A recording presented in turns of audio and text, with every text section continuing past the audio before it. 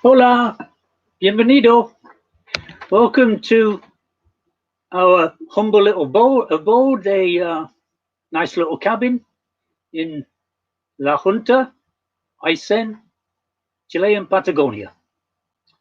And this is going to be a vinegar workshop. But first, I would like to introduce you to where we are and our life here. Kanomi, who's actually going to pop in the picture right now. Hello. And I came here in 2007 came to Chilean Patagonia looking for a piece of land. We came here because, well, it's just beautiful. It's all forests and mountains and glaciers and, fresh river, fresh pure water everywhere. In fact, it's raining today. We're moving into fall. That's autumn in the UK. And it's probably about 14 or 15 degrees outside. It's a very comfortable 23 degrees inside here.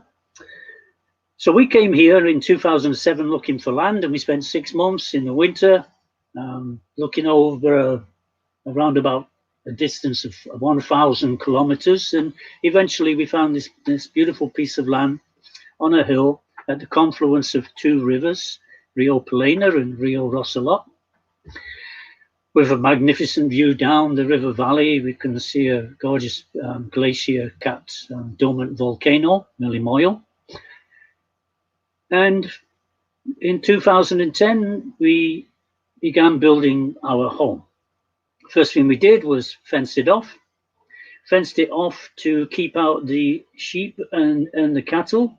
Our land is about 3/4 of a hectare, which would be about 2 acres.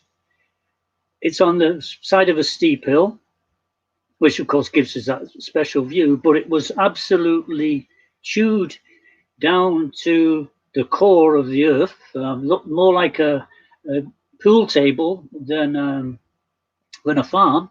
It was chewed to the earth by all of the cattle and sheep.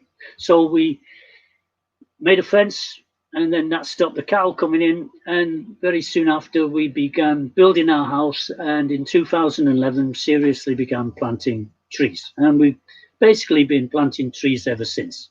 We've planted over 1,200 trees, 1,200 indigenous trees, 100 fruit trees.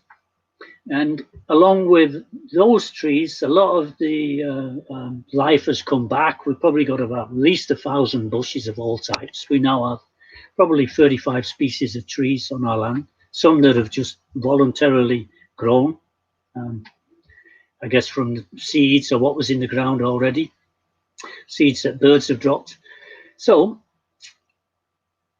our house itself it's not big, but we've kind of connected it to the greenhouses, and that has enlarged it quite a bit. It's given us a nice big bright space where we give workshops. For this particular workshop, we're doing it actually in our cabin, which, like I say, it's a small place but very cozy. And I'll show you what our cabin looks like from the outside. That's it. And I am beside the window, and you can't see me there, but you can see me here. And this is what our land looked like in 2010. We're more or less exactly where I am sat now looking, and if I look out the window, this is the scene I will see, except now it is full of trees. As you can see, there's no trees on it. By 2018, the same view looked like this.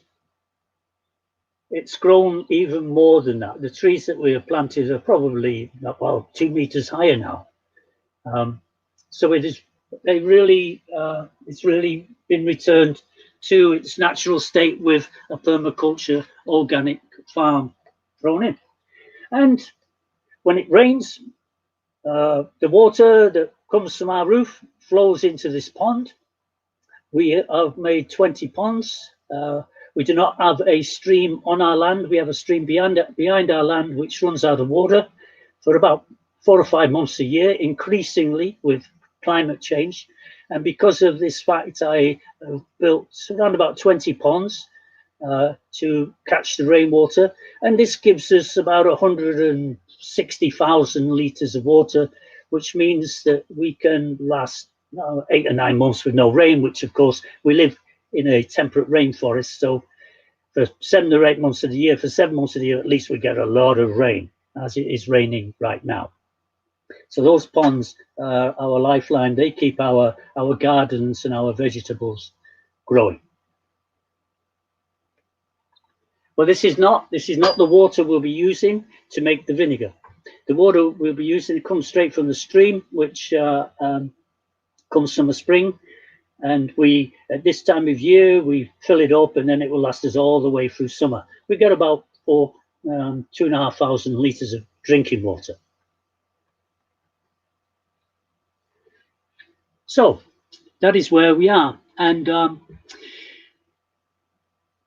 it's different for me talking to virtually to myself, because usually I have a speaking engagement and I can see the people that I'm speaking to, but in this case I cannot see anybody. But I presume you're there, and if you are there and you can pop a comment and say hello, I'm here, then that would be much appreciated. I'd have an idea that at least, you know, I'm talking to somebody. This is our first presentation, live stream on Paul and Konomi's garden in English. Yesterday we did one in Spanish. That was the first one we've done, and we're going to continue them in English and Spanish, and I'm going to be interviewing friends from all over the world. So this is the first of many. We figured this was a very good time to start because, well, obviously everybody now knows about the coronavirus, and everybody's locked up or locked in, whichever way you want to look at it. And we figured that, you know, we've learned things here in the last 10 years. Our life is moving towards sustainability all the time. We are not connected to the mains, to the electricity. We have solar panels. We run on a DC system. As I said, we don't have any, you know, water. We're not connected to any water mains. Although nowadays, the village has recently bought water close to us, and we could, if we wish, get it. But to tell you the truth, I preferred the independence of it. Now, where was I going to go? So, this workshop, we give workshops here on our land. We give workshops on everything from how to make vinegar, ferment things like kimchi. Konomi makes sushi. And the reason she's not in the picture right now is because later on she's going to be helping me sort through any comments that'll be, you know, coming up later. We do workshops on essential oils. We have a friend who bakes sourdough bread, and our workshops attract local people and occasionally tourists to our area. And so we realized that, you know, this is valuable knowledge, you know, because I don't know about, you know, whoever's out there, but growing up in Manchester, of course, my grandmother used to do things like this, but, you know, I certainly never did. I mean, I'm a chef. I went through a catering college. I spent years at sea. I worked on yachts. I was cooking and everything like that, but I was never making things like vinegar, you know. So we figured that during this time when people can't really get out, then it might be a good idea to learn some new things. And for example, apple vinegar, making it is very simple. It's inexpensive. It's cheap. It means you don't have to go out and buy stuff, which of course is, you know, might be very convenient right now. So we figured that, you know, this is something people can learn from this, and so that's why we're doing it at this time, and we're going to continue to do it. And I am very happy that people are here to see this. A couple of questions have been asked about life here at the moment in La Junta, Aysén. We are not so far from the Antarctica, but even where we are has been impacted by the virus. Just now, the numbers are starting to rise in northern Chile. Where we live, we're very protected because we're so remote.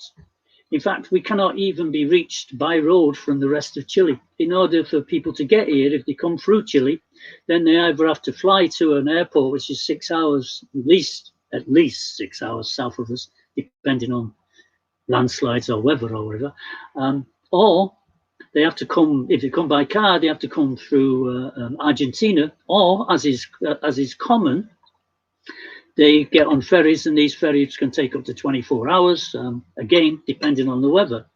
So we are fortunate to be remote and away from the rest of the country at this time. And in fact, locally, there has been a tremendous movement to seal off our region of Aysén.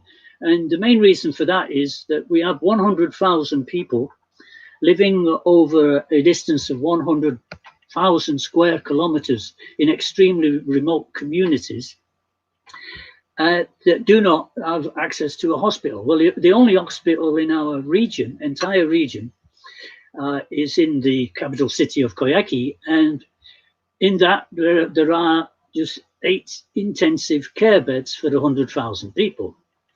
Our little village has a small clinic, which is very good.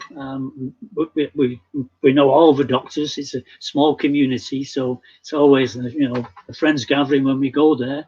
But of course, they don't have the equipment to be able to deal with anything like coronavirus. So there has been a lot of people out demonstrating outside the road to the airport, the ports, to keep the ports of entry closed. People here are very concerned.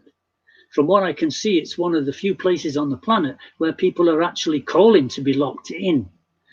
People are concerned because they all know that if this virus hits here and it gets into some of these small communities, then then it's a hell to pay. It's really it could be really devastating. So fortunately, we've only appeared to have had one case, and that was a real mess up.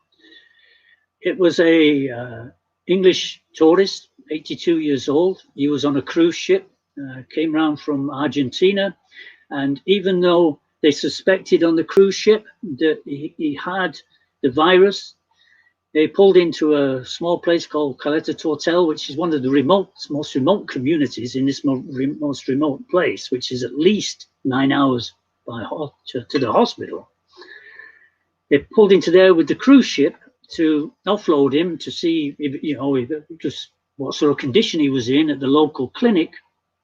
And at the same time, they decided to, let everybody off, the passengers off, and they all wandered around the village, and they went to a little school, sort of, something the school put on for them. And then they all happily left. And then the English tourist went off to hospital. And of course, he was confirmed to have COVID-19, the coronavirus, and then the entire remote village had to be quarantined for a couple of weeks, and this scared the heck out of everybody. And to make it even worse, nobody told a whole bunch of tourists who were traveling around, and so 50 of them turned up on the bus, and then they got into the village expecting to get on a ferry that was going to take them down south. But unfortunately, the ferry captain or the ferry had been advised that there was a quarantine in the village and not to stop, and so the ferry steamed on past, leaving the 50 tourists there.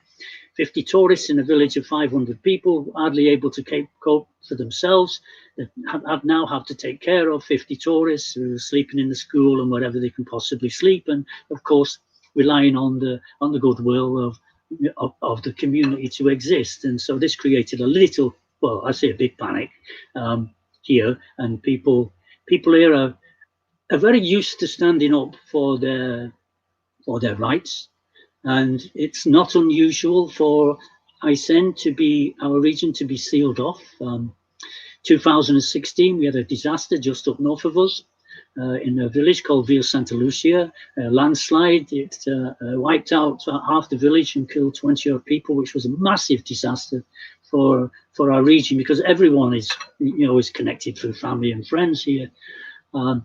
So that cut off the main road which we live on, called the Carretera Austral, which is known as the most beautiful highway in the world because it passes through 17 national parks. So that cut it off. And then in 2012, we had a civil movement because we're so remote, the government kind of forgets everybody down here. And there was a lot of inequality as far as wages and, you know, all sorts of things. In fact, 18 points that people complained of.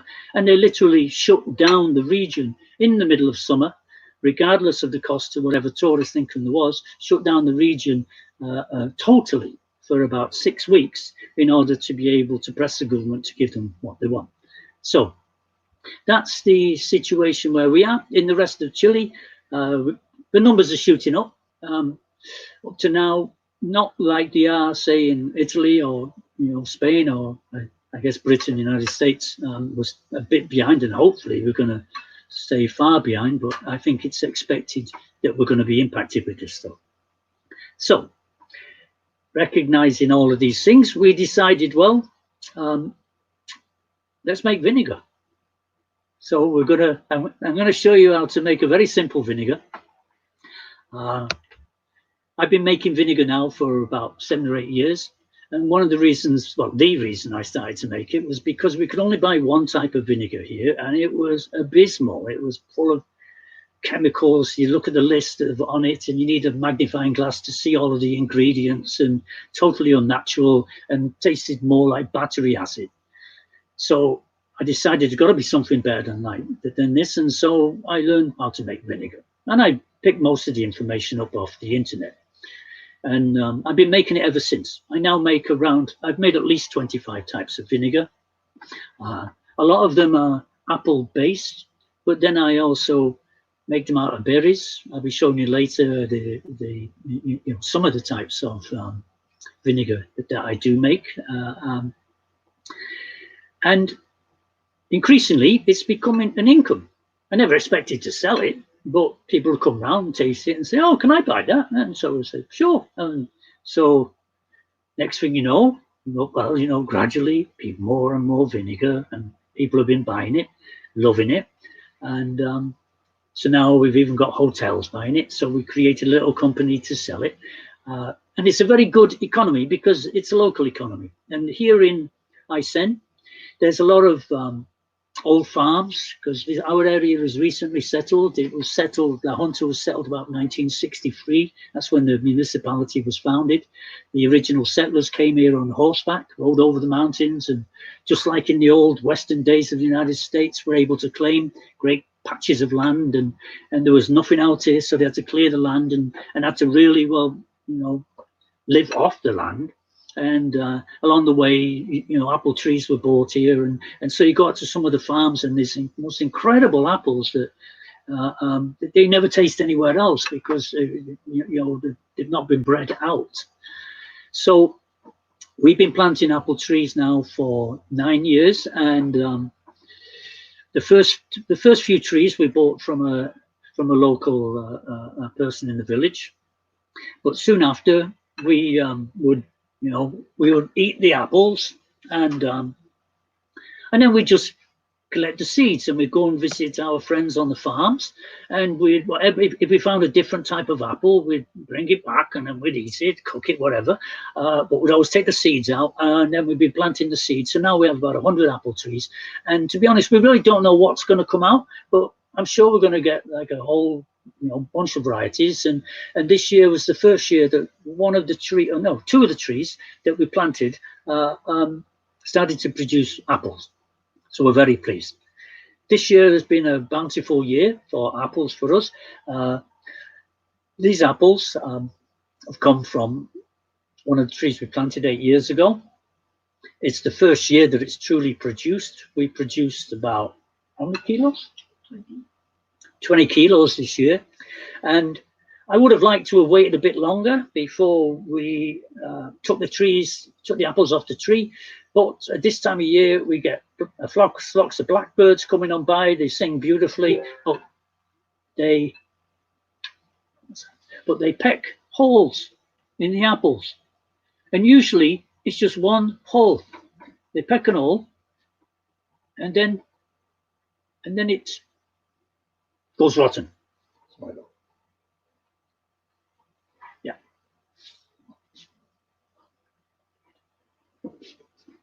Yeah. Well, just there's a strange noise on the computer, so we're trying to figure it out. That's not going to affect the volume on the thing. No. Okay. Yeah. So we decided to pick the apples early because otherwise the birds are going to mess them all up. So this recipe is very simple.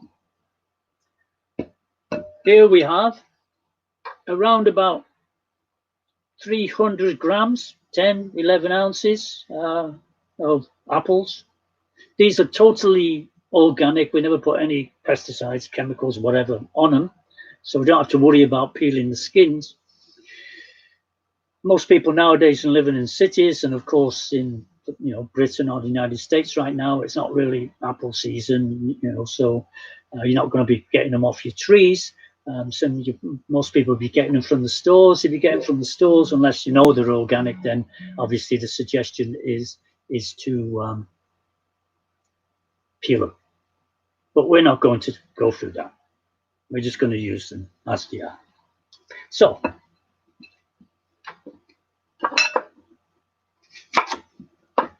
it is very, very simple, this recipe. Don't have to worry about coring apples. What I'm going to do is, I got a small knife here, particularly so I can take the seeds out. Now, it doesn't really matter to the quality of the vehicle, of the vinegar, if you leave the seeds in. But the reason I'm taking them out is because we're going to put them in our nursery and we're going to make little trees out of them, and maybe in the future we'll plant them or maybe even sell them. And so, every seed to us is very, very important. You don't need to cut them up too finely. Just need to cut them up so you can squeeze them into a jar. And you can use green apples, bitter apples, sweet apples. Usually it's recommended, if you have a choice, to make a blend. That's very good. I personally prefer a more bitter apple for the vinegar. But you will notice a difference as well. If you can get hold of organic apples, you will notice a very big difference in the quality of the vinegar.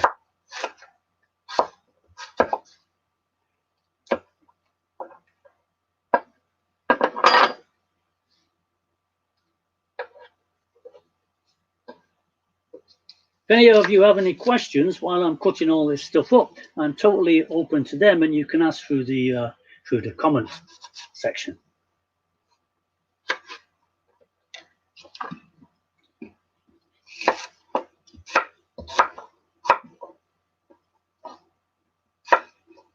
Now, to go with these apples is a little bit of sugar.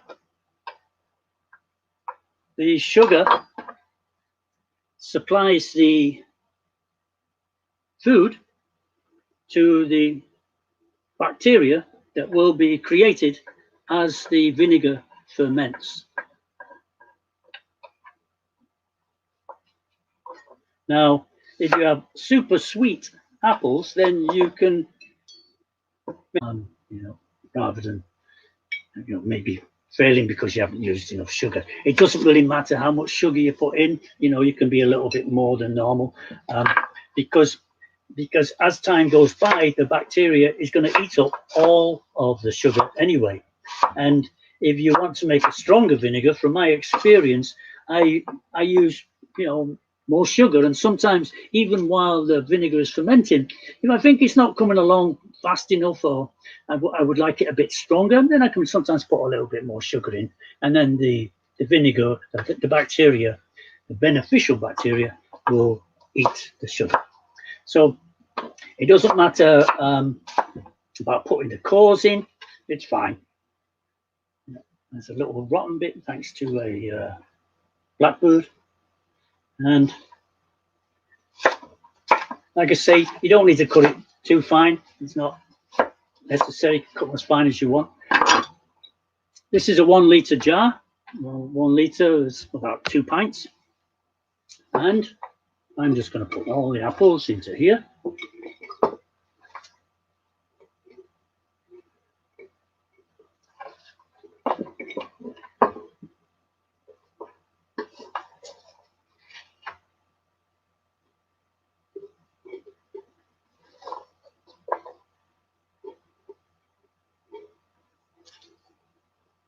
Now this jar, I'm really just going to use for the fermentation process. Now, I know in Europe and the United States, you can get jars that, special jars to make things to ferment in. Here in La Junta, this is about it. We don't really get much choice about this sort of thing. So, but what I'm going to do is I'm going to make it in here. I'm going to ferment it in here. And then when I come to bottle it, I will put it into, would you mind passing one of those bottles, please? The beer bottles.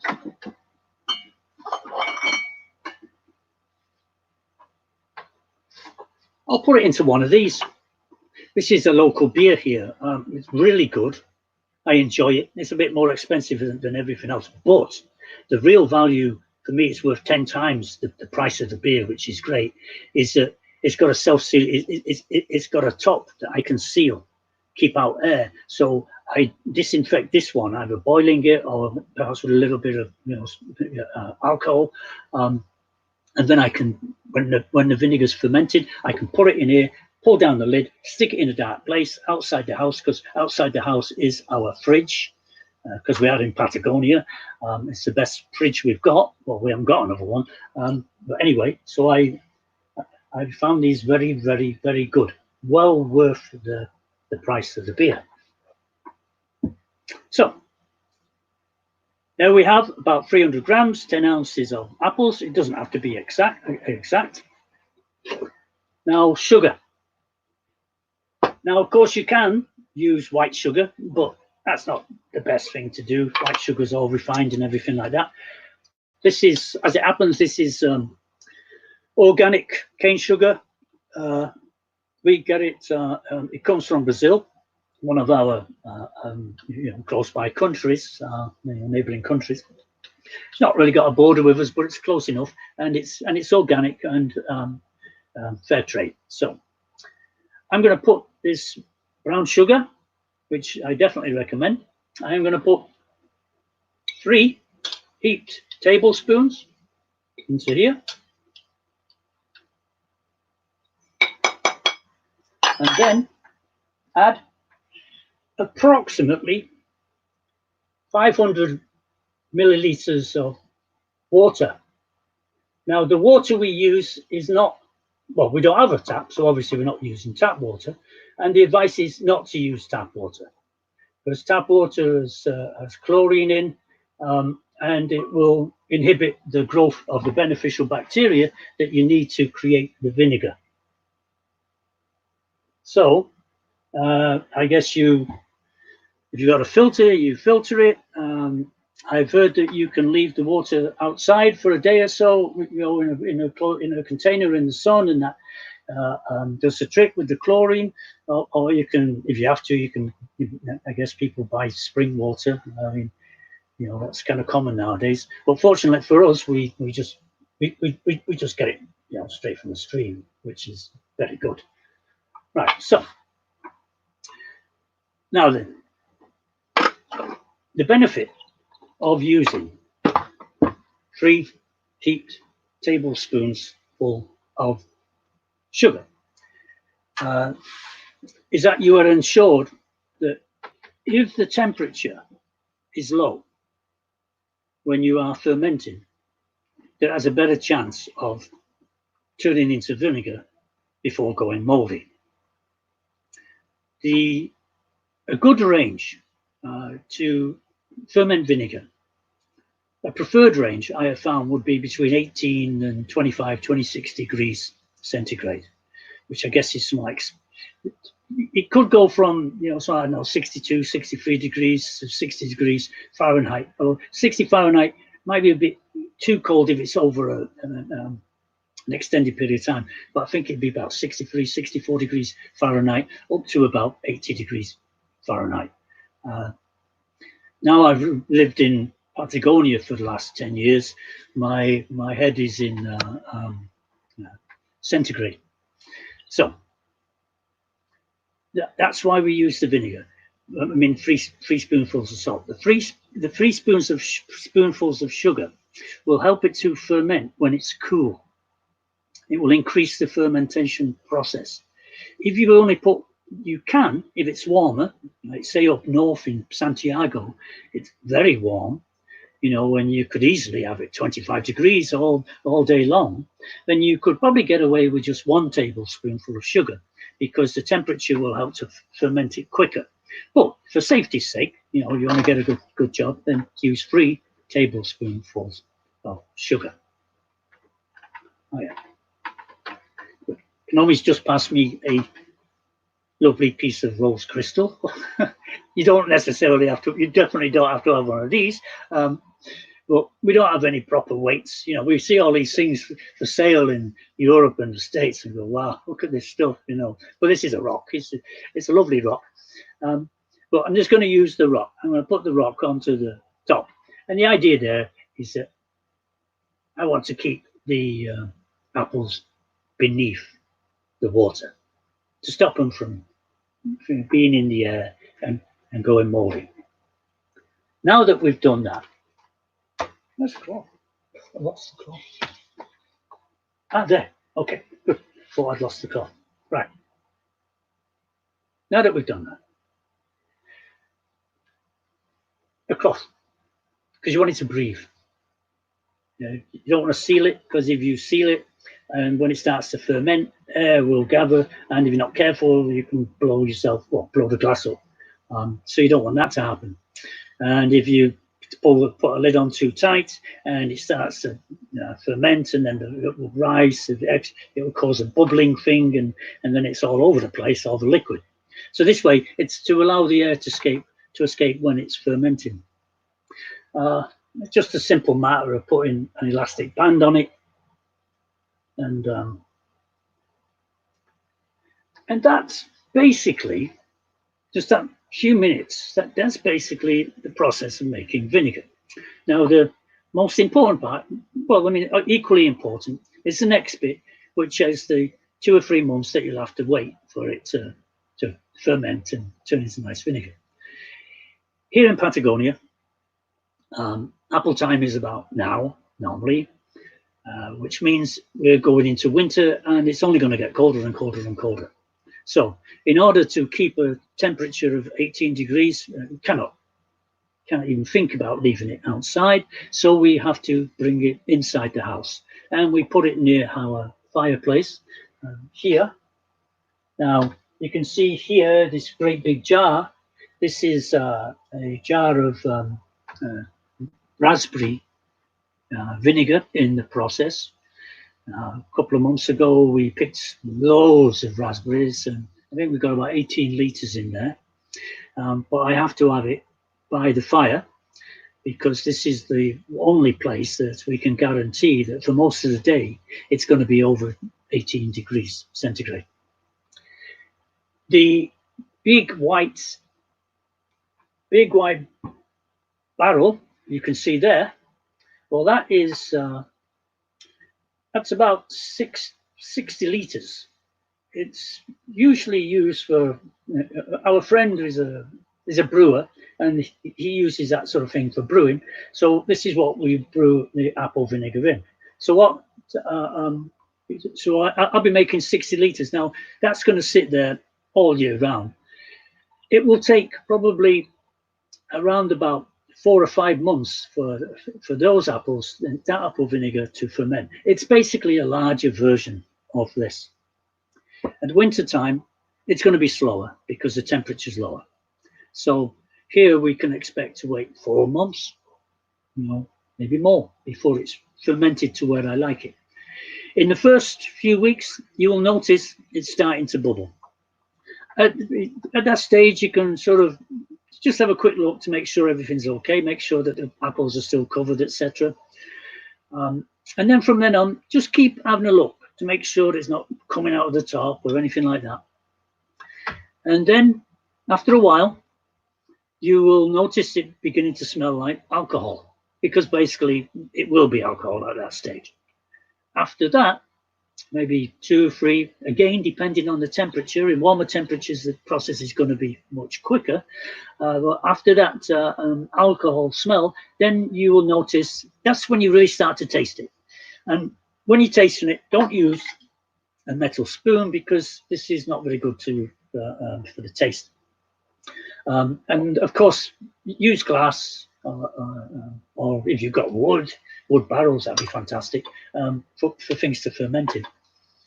You can use a wooden spoon or a plastic spoon to give it a little stir every now and again, because maybe the sugar's at the bottom, you want to stir it around, and then just have a little taste. And then just taste and taste until you come to the particular flavor of vinegar that you like. At that stage, you can take your disinfected bottle or jar, whatever it is you're going to store it in, and then pour your vinegar into it. Filter it. It's not a complicated process. I always joke you can use your old pair of socks. Maybe make it a little bit stronger. You can use a coffee filter, whatever, to filter it. And usually we don't. It's just so clear, because there's not really small particles. We can just pour it straight in a little funnel, and then we end up with some real lovely clear vinegar, which I'll show you now. Oh yeah, excellent. Thank you. Look how clear that is. Now you may see after a while, even with a cork on like this, a top on, that it has continued to ferment. Yes, I actually forgot a very important thing. Very important. In the process of the vinegar forming. Not that one. Where is it? Oh, up there, look. The other one. Thank you.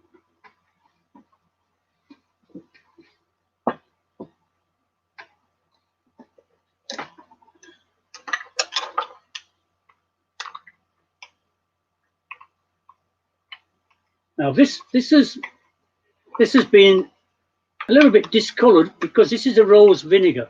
So the roses have discolored it a little, but usually this is very white.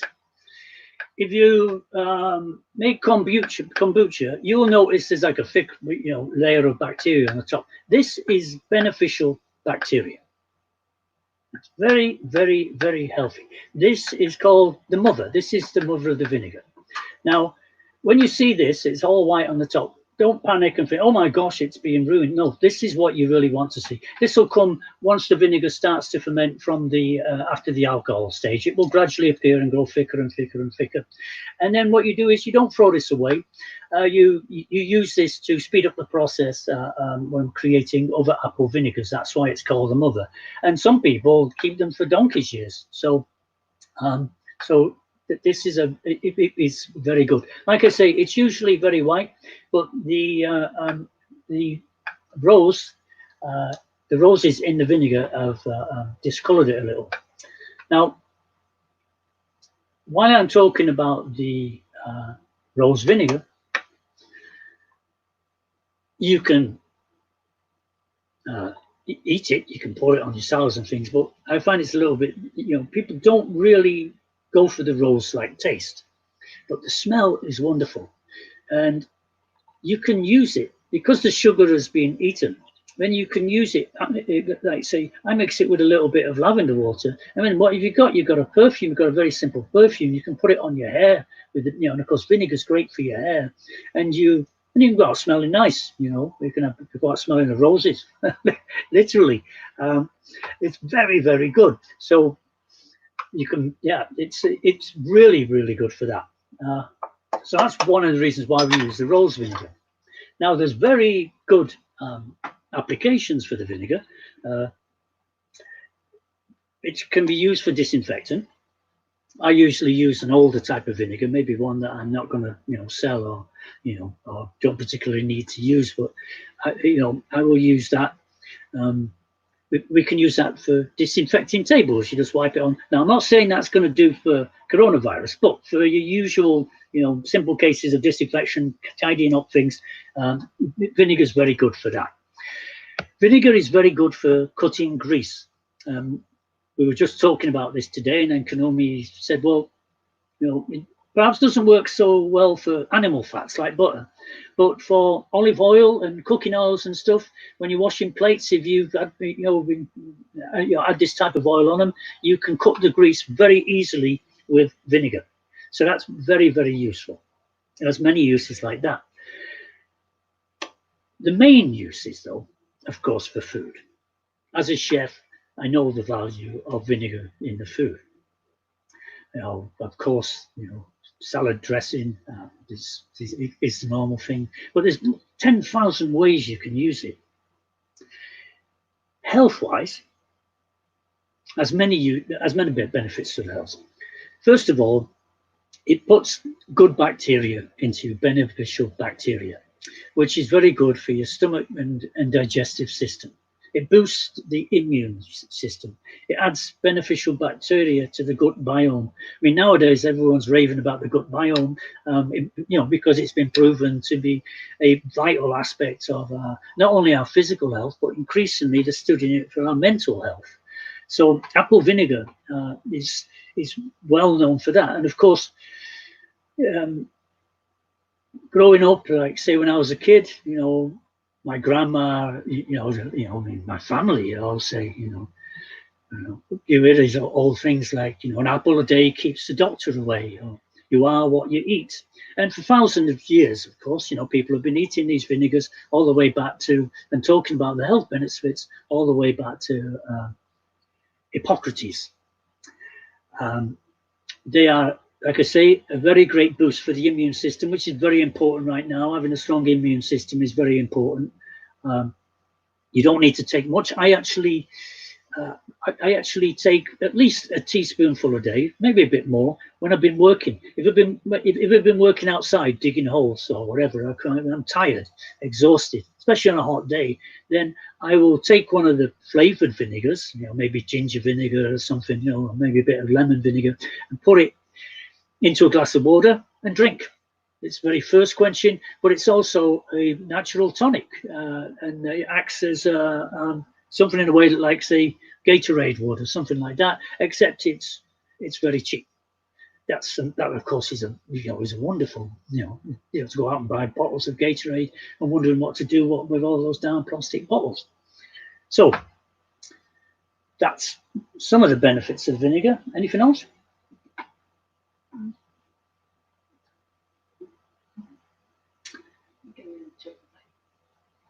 Chat online. People can check online. Yeah. Oh yes, let me show you now. I was just wondering what the next stage is. Let me just have a quick sip of coffee. This is Luma vinegar. Luma vinegar is Luma is a local tree, so and they produce berries, and these berries are full of antioxidants. As yet, it's not been deeply studied by science, but it is beginning to. And it is a very dark berry. It is delicious, and it's used in our area for all sorts of medicinal uses. It tastes very, very good. I do the same with this as I do with the apple vinegar. I take a whole bunch of berries, water, and then put in sugar. Sometimes what we'll do is, if we have loads of berries, like many, many kilos, then we will boil them to make a concentrated juice, bottle them, leave them in bottles like this, like we get 30, 40, 50 bottles like this. Then I can just pour it in, like a concentrate to make a drink. But then I will also use that concentrate any time of year to begin making vinegar. I just put it into a jar, add a bit more sugar, and hey presto, a few months later, I've got Luma vinegar.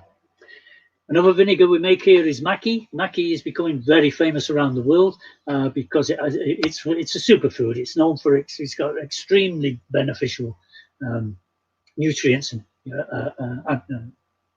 antioxidants. That is a very popular vinegar here. Well, nobody else is making it but me, but it's very popular as far as what we're making. That's so popular, I'm now making around about 20 litres of it. That's the Luma vinegar, and thank you. It's nice to have a very beautiful assistant, by the way. I didn't have one of these when I was in the Merchant Navy. This is ginger vinegar. Well, of course, we all know ginger has many benefits for the health. It's really spicy. It's like a real good tang for put on any salads or anything.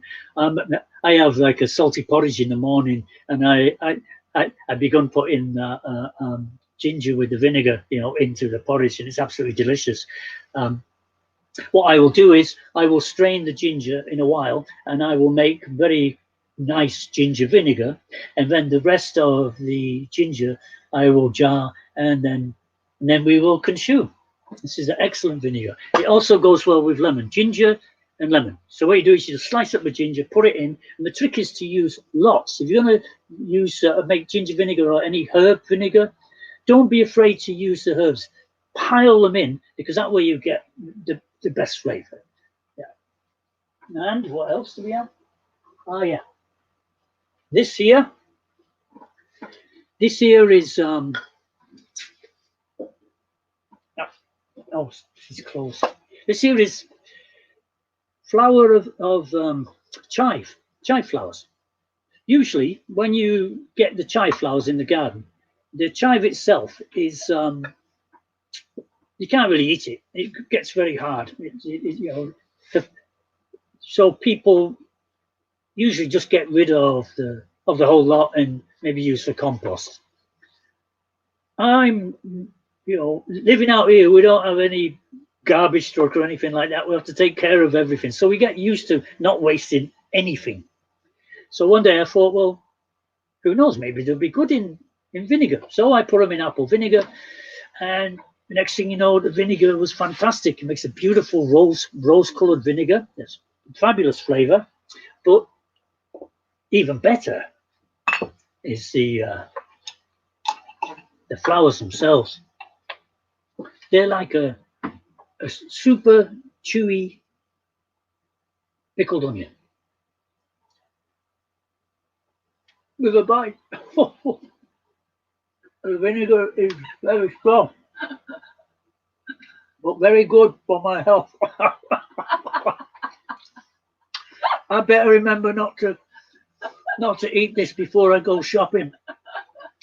At this moment, I don't think anybody will come anywhere near me. Very, very good. Thank you. And of course, the old classic beetroot and onion. We put all sorts of things in these. Put rosemary. Oh, and by the way, we do make rosemary vinegar. Rosemary is said to be very good and being scientifically proven to be very good for mental health. Which I think would be very good actually right now. I think everybody needs to have a very good mental health. We're going to be spending 3 or 4 houses and 3 or 4 months crammed in a house, maybe with 5 or 6 kids, as is our friend Mohammed in Algeria. Fortunately, he's got a nice sized house, so he's okay. Yeah. So the things you can do with the vinegar are endless. And by the way, is anybody there? No questions, no comments. Do you want to put the banner on so people can see the recipe again, please, though? Over there. Yeah, thank you.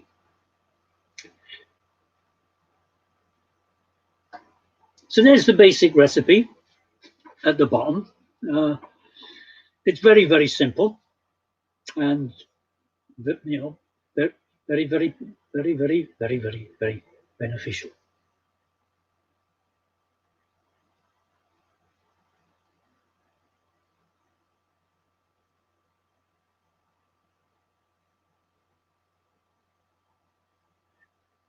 What's that two up there? The eye up there is on the screen. The comments, please. Comments? Yeah. No comment. Oh, odd. Yeah. Yesterday we did a presentation like this. Well, actually, maybe not so concise as this because it was in Spanish, and that Spanish is not that great. We did a presentation in Spanish, and we got loads of comments. So I'm kind of a bit curious as to why there's no comments. I guess I'll find out afterwards. So, recognizing that, I think that's just about covered it. Would you say? Okay. I hope you've enjoyed this video. Like I say, it's our first.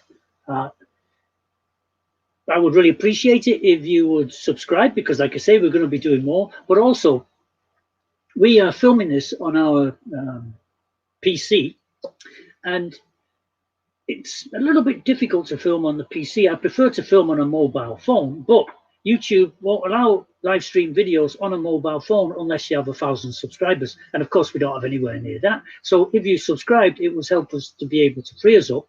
And then we could actually wander around the garden and we could show all sorts of things. I want to show you sustainable building, the alternative methods with which we built our house. I'd like to show people our very unique greenhouse, the Wallapini.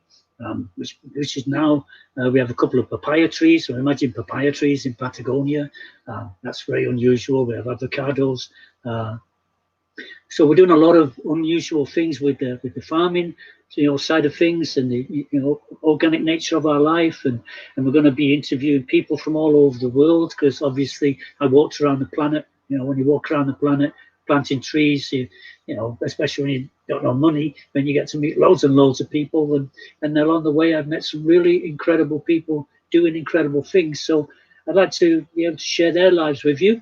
And so I hope you take the time to click that subscribe button. And I was going to say I hope to see you again, but I can't. But until next time, hasta luego. Gracias.